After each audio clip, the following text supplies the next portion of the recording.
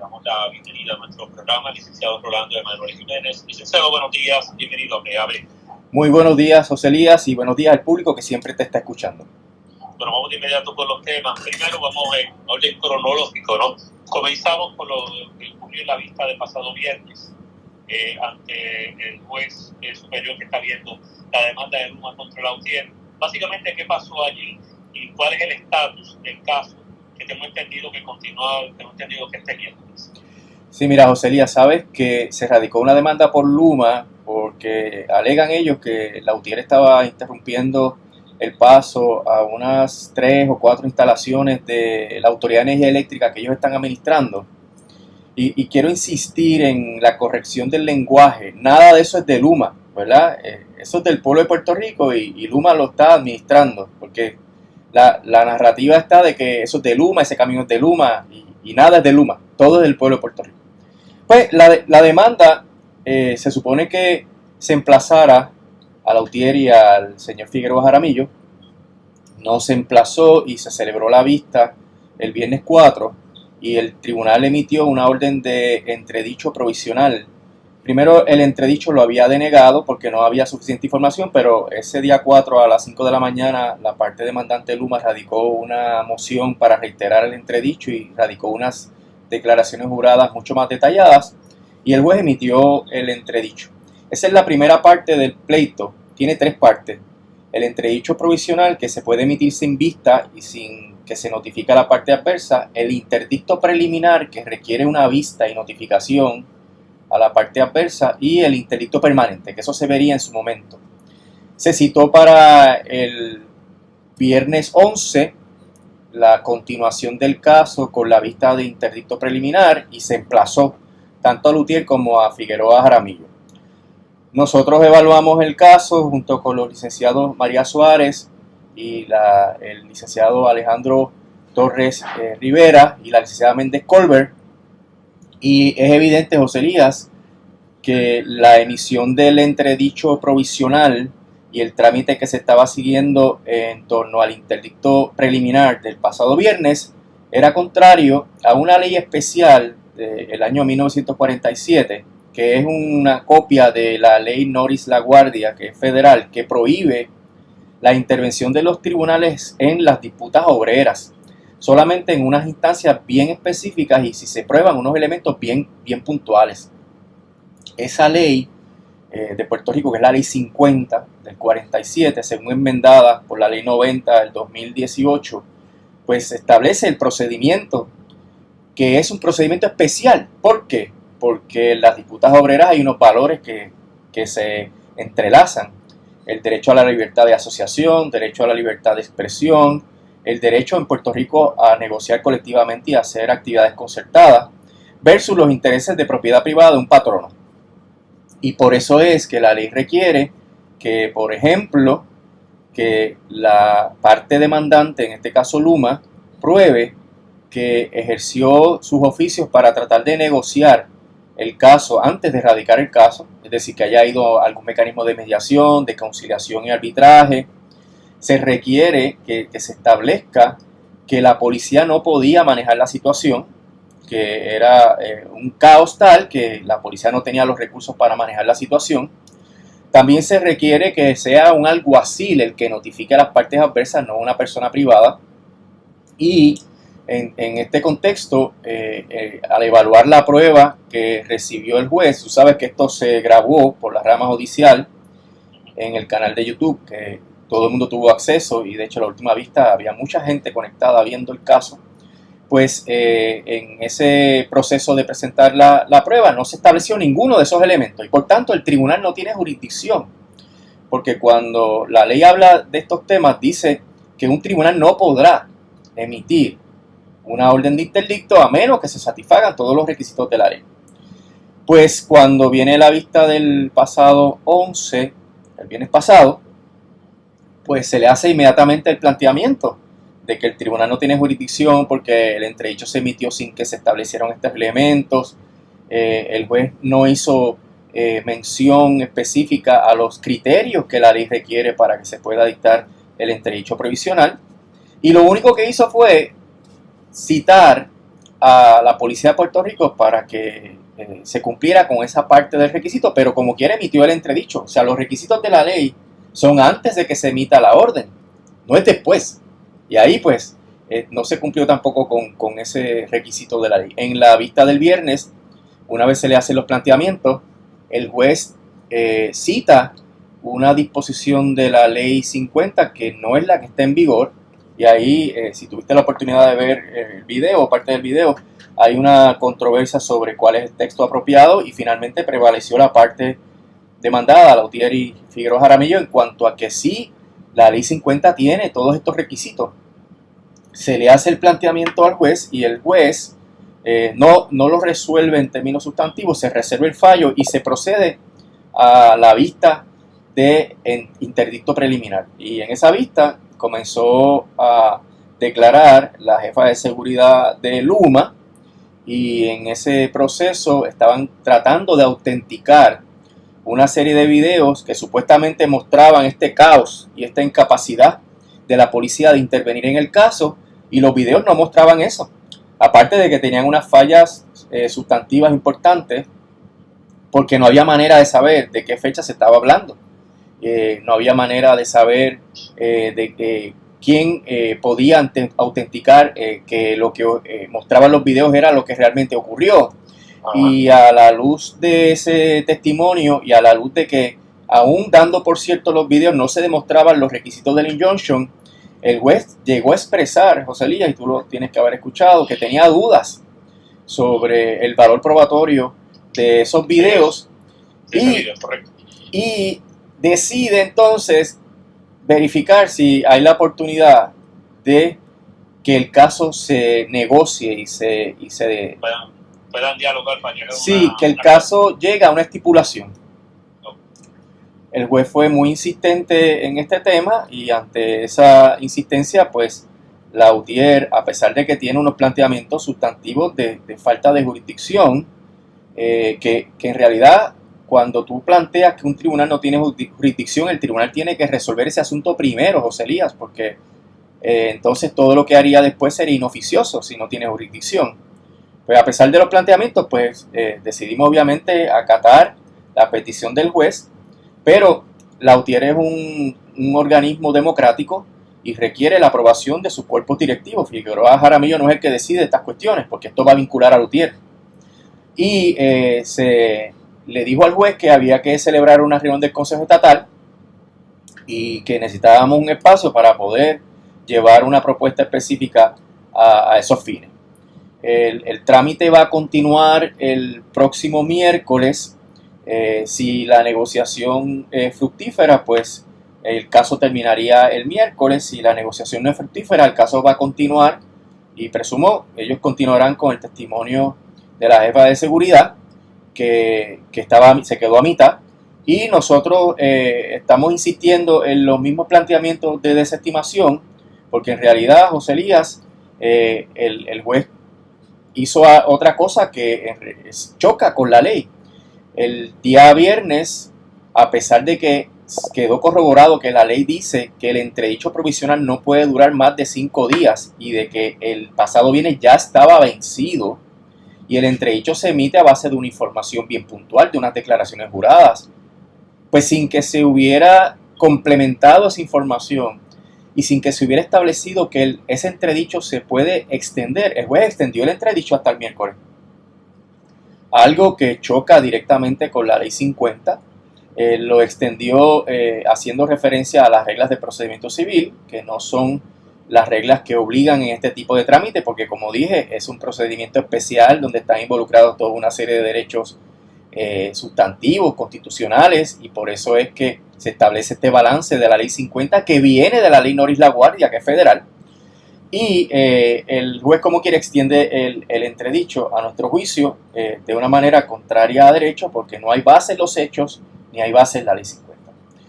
El caso tiene que resolverse el planteamiento. Se hizo el planteamiento por escrito. Nosotros hicimos el planteamiento verbalmente el pasado viernes, ahora lo presentamos por escrito y el tribunal tiene que entrar en los méritos de ese asunto antes de continuar con la prueba. Y veremos entonces, porque pues todavía no no ha concluido el proceso de negociación con Luma sobre lo que podría ser viable para una transacción.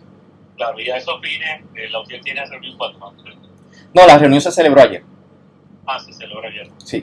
Que ya la parte con la cual se va a negociar se determinó y es cuestión de llegar el miércoles para entonces ver lo que Luma va a hacer ante la oferta, por así decirlo, o no sé cómo catalogarlo, ¿no?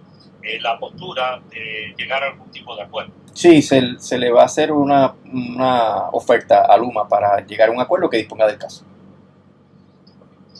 Bueno, veremos el trámite que va a tener lo que tiene que ver, como usted me acaba muy bien de describir, sobre la legislación que data de los años 40 y ver hasta qué punto pues el tribunal pues no tiene jurisdicción en esto. Veremos hasta dónde vaya a llegar. Pero eso por un lado. Por otro lado, licenciado, vamos a hablar sobre cómo Luma ha estado cumpliendo o incumpliendo con lo estipulado en el contrato. Había unas excepciones que se le había dado a Luma. ¿Qué ha pasado con eso? Y en términos generales, ¿cómo sigue Luma violentando el mismo contrato leonino que el gobierno firmó con ellos? Mira, José Elías, aparte de los problemas que han habido y que son evidentes en torno a cómo Luma está manejando el sistema de transmisión y distribución, lo que está pasando con los alcaldes, lo que está pasando con miles de abonados que no tienen energía, lo que está pasando con la página de internet, con el proceso de registración, con las facturas que tienen meses que ya la gente pagó o que están facturando hacia el futuro, porque hay facturas que están llegando con 3 meses de facturación. Aparte de todo eso, está ocurriendo lo que nosotros anticipamos, de que la Autoridad para las Alianzas Público-Privadas, como está comprometida con Luma y no está defendiendo los intereses del pueblo de Puerto Rico, le ha ido concediendo a Luma una serie de waivers, que es como se llama en inglés en el contrato, que es decir, renuncia a que Luma cumpla con diferentes estipulaciones del contrato. Y esto ha llegado a un nivel que han tenido que radicar una moción en el negociado con una lista enorme de contingencias o de exigencias que tiene el contrato con Luma Energy que se supone hubieran cumplido para el 1 de junio, que no cumplieron y que entonces la P3 se está haciendo de la vista larga y está permitiendo que Luma esté operando el sistema de transmisión y distribución sin cumplir. Entonces, eso te presenta unos problemas bien serios en términos operacionales porque entre esas cosas están las métricas, que son las métricas que se supone se utilicen para determinar si le corresponde a Luma los incentivos de $20 millones anuales. Que eso es lo que podría incentivar a Luma a mejorar el sistema de transmisión y distribución para que no esté pasando lo que ha ocurrido en estas últimas 2 semanas. Que hay que aclarar, José Elías, y lo que leíste de Wilda Rodríguez es muy cierto. El sistema de transmisión y distribución tiene su fragilidad y tiene sus averías diariamente.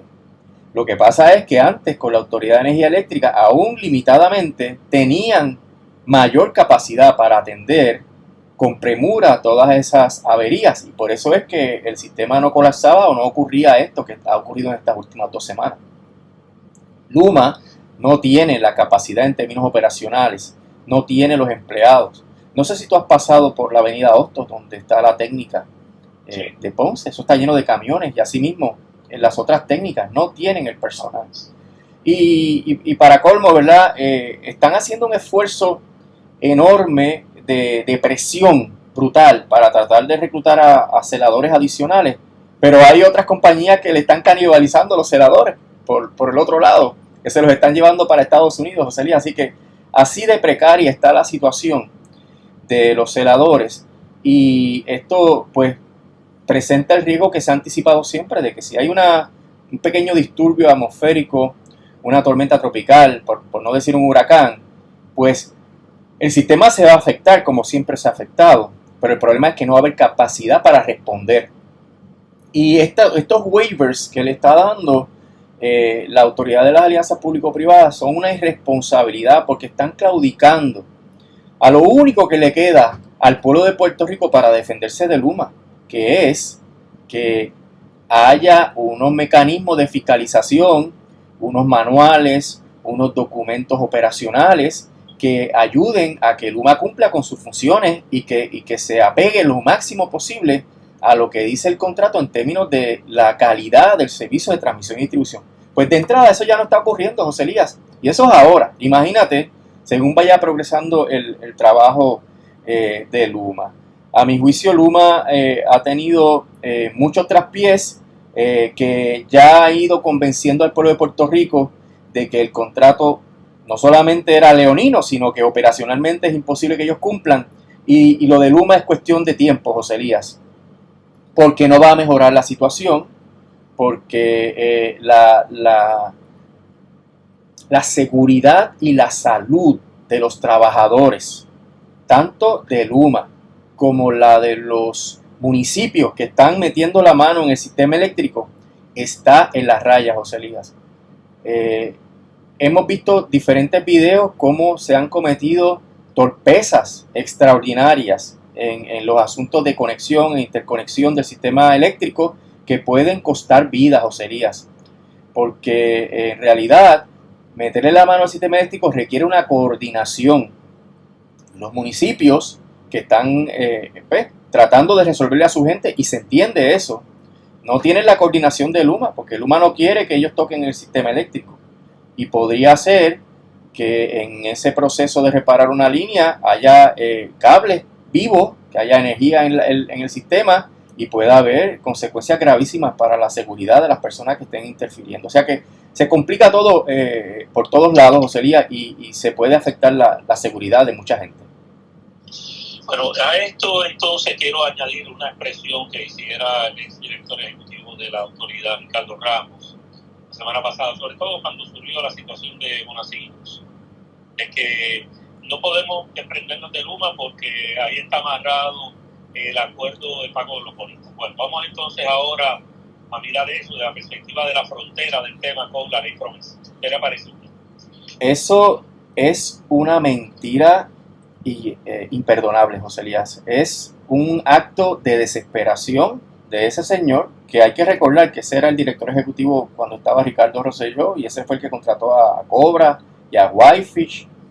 Ese fue el que asesoró a Pierluisi en todo esto, José Elías, y que identificó problemas sustantivos en el contrato, y ahora cuando Pierluisi cambia de opinión, él está de relacionista profesional de Luma Energy en los medios y haciendo todo ese tipo de expresiones disparatadas. Ese señor no es abogado, no sabe nada de quiebra, no sabe nada de promesa, y para nada está unido el proceso de título 3 con Luma. Luma es parte de la gestión de la Junta de privatizar y de imponer al máximo el neoliberalismo aquí, pero con Luma o sin Luma, la Corte de Título 3 va a ajustar las deudas de la autoridad, y cómo funciona al momento de que se apruebe un plan de ajuste de deuda. La autoridad no va a impedir para nada ese proceso. Así que yo lo veo como un acto de desesperación para tratar de atar lo malo que está funcionando Luma, justificar lo malo que está funcionando Luma, metiendo miedo de que, fíjate, porque él llega hasta las últimas consecuencias. Entonces se desestima el título 3, vienen los acreedores, nombran un síndico y se quedan con la autoridad. Y eso es falso. El Trust Agreement lo que dice es que los acreedores van a gerenciar la autoridad, no es que se van a quedar con ella. O sea que son toda una sarta de disparates que se hacen con el propósito de meterle miedo a la gente para que la gente tenga que aceptar la mediocridad y el problema que el contrato de Luma está trayendo para la seguridad energética de Puerto Rico. Bueno, otro tema que quería hablar con usted tiene que ver con la determinación del gobernador Pierluisi en vetar el proyecto del Senado 450, que pretendía crear la condición de patrono sucesor en el caso de Luma. Bueno, quiero citar unas expresiones del gobernador para su comentario, porque según él incluso viola la ley promesa. Específicamente este proyecto, y cito, es inconstitucional, pues interfiere, añade obligaciones y menoscaba directamente las obligaciones contractuales entre Luma, la Autoridad de Energía Eléctrica, la APP y sus empleados, sin justificación racional o necesidad alguna. A su vez, este proyecto padece de vicios constitucionales al interferir con los derechos constitucionales de libertad de asociación y de organizarse y negociar colectivamente de los trabajadores que aceptaron una oferta de empleo con Luma. Además, dicha medida tiene el efecto de afectar a un patrono al sindicalizarlo bajo una unión en particular, sin tener el derecho democrático de escoger su representante sindical particular. De otro lado, la medida representa un inválido bajo el alcance de la jurisdicción de Puerto Rico, ya que está reñida irremediablemente con legislación federal que regula y ocupa el campo de las relaciones obreradas en el sector privado, dijo el gobernador cuando vetó este proyecto a los licenciados. Su comentario sobre esto. Mira, José Elías, cuando yo vi la carta que escribió primero la Junta, Natalia Yaresco, con argumentos similares, y luego vi el veto del gobernador, pues yo me tomé la molestia de analizar esto detenidamente. Yo preparé un memorando de derecho, una iniciativa mía, y se la envié a los presidentes de los cuerpos legislativos, José Luis Dalmao y a Hernández Montañez, para que vieran que los planteamientos que hacía el gobernador y la Junta no tenían fundamento en derecho, y fui refutando uno a uno esos planteamientos de una manera sencilla y citando las disposiciones de la ley específicas que sustentan la posición de que esos planteamientos no son válidos. Fíjate que eso es un párrafo ahí de un montón de opiniones sin ningún fundamento jurídico. Lo mismo hizo la Junta en su carta. Yo he explicado aquí contigo varias veces que para que se entienda que se viola la cláusula constitucional contra el menoscabo de las obligaciones contractuales, la ley tiene que ser irrazonable, innecesaria y arbitraria. Y aquí estamos tratando de resolver un problema que es de muchas dimensiones, pero que hay tres asuntos que este proyecto 450 intenta resolver. Número uno, la injusticia de los trabajadores, de que no se les respetaron sus derechos conforme a los convenios colectivos, según se supone que se respeten con la ley 120, y que pasen entonces todos a trabajar con Luma para resolver el problema de la falta de experiencia, conocimiento y de la falta de capacidad operacional de Luma. Eso resolvería la crisis que hay con la transmisión y la distribución actualmente. Y el tercer elemento que atiende este proyecto es la doble nómina. Ahora mismo hay como 2.000 trabajadores que se fueron a trabajar al gobierno que hay que pagarles, y hay los cerca de 800 a 1.000 que se fueron de la autoridad para trabajar con Luma, que hay que pagarles también, además de los trabajadores que reclutó Luma por su lado. Eso es algo que se ha discutido, que es insostenible para el pueblo de Puerto Rico. Así que en el escritorio de Pierluisi estaba la solución a esos tres grandes problemas, y él escogió traer unas falacias jurídicas para entonces vetar el proyecto. Mira, el asunto de que viola el plan fiscal, todo lo contrario. La ley promesa ni el plan fiscal dice que hay que atropellar a los trabajadores, tampoco dice que hay que crear una doble nómina, tampoco dice que hay que dejar a Luma sin capacidad operacional. Estos son problemas bien puntuales que no están en esos planes fiscales, ni prohíbe la ley promesa. Así que son meras opiniones de como a mí no me gusta que Luma tenga que responder a la ley 120, que es la que propició todo el trámite de privatización, pues como a mí no me gusta, yo digo que está en contra del plan fiscal, pero no hay nada. Y todo lo contrario, José Elías, trae balance fiscal porque va a traer unos ahorros, porque no va a existir la ya famosa doble nómina, la de Luma y la del gobierno central. El asunto laboral tampoco tiene importancia porque la ley de relaciones del trabajo, la ley federal, no ocupa el campo en las cuestiones que estamos viendo. Aquí lo que se está haciendo es estableciendo los parámetros para que se respete la ley 120 y la manera de hacer respetar la ley 120.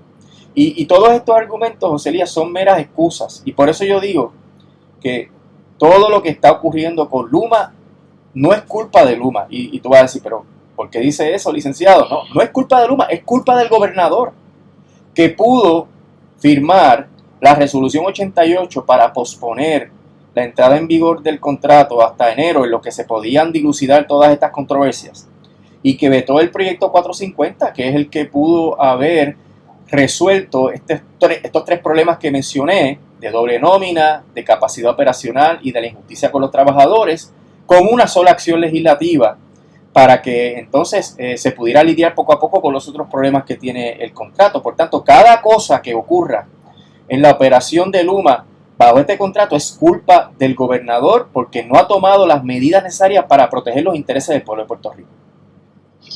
Bueno, es interesante lo que nos explica sobre eso. Antes de cerrar nuestro diálogo, que un comentario suyo sobre la postura de la Junta ante el la firma del proyecto de retiro digno. Ellos parece que están esperándola ya, y el mismo gobernador, cuando hizo el anuncio, también le expresó públicamente los argumentos que la Junta hasta cierto punto le sugirió que debe utilizar como criterio para evaluar esa medida de retiro digno. ¿Qué diferente podemos esperar? Sería lógico esperar de que la Junta va a anular esta ley de retiro digno, licenciado. Sí, yo entiendo que sí, que va a iniciar un proceso judicial para anular la ley de retiro digno. Ahí es que yo digo que surge la oportunidad fundamental, importantísima, de que la legislatura defienda los intereses de los retirados, defienda la postura que asumió en la ley de retiro digno e impugne la constitucionalidad de la ley promesa y por tanto impugne la facultad de la Junta de pedir la anulación de las leyes de Puerto Rico.